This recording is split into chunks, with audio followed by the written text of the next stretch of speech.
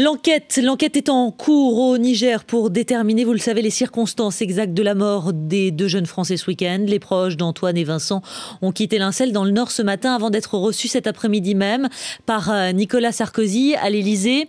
Des familles qui attendent désormais l'arrivée en France des dépouilles. Elles sont attendues demain matin. Une autopsie sera pratiquée à l'Institut médico-légal de Paris.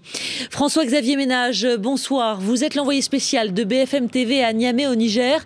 Alors les corps des deux jeunes Français doivent donc être rapatriés dans les prochaines heures maintenant, c'est ça hein ?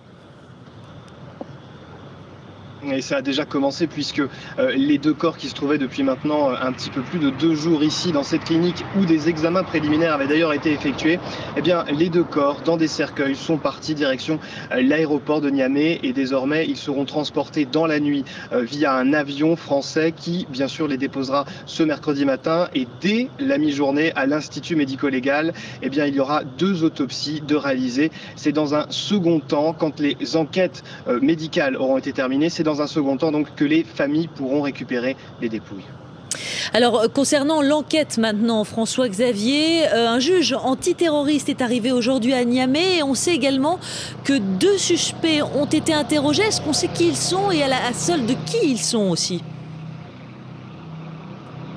Alors il s'agirait de 2 personnes qui sont directement liées à Al-Qaïda au Maghreb islamique, 2 personnes qui ont été arrêtées samedi lors de l'assaut, on le sait, qui notamment comportait bien sûr la forte présence de l'armée française. Ils sont maintenant à Niamey, ils ont déjà été entendus par des enquêteurs, on ne sait pas précisément ce qui s'est dit dans le cadre de ces auditions. Et puis il y a un autre élément important ce soir, eh bien c'est que l'une des 2 têtes pensantes d'Al-Qaïda au Maghreb islamique aurait directement en quelque sorte commandité le rapt. C'est en tout cas ce que croient savoir 2 médiateurs qui sont désormais directement impliqués dans cette enquête depuis plusieurs jours et qui donnent ces affirmations.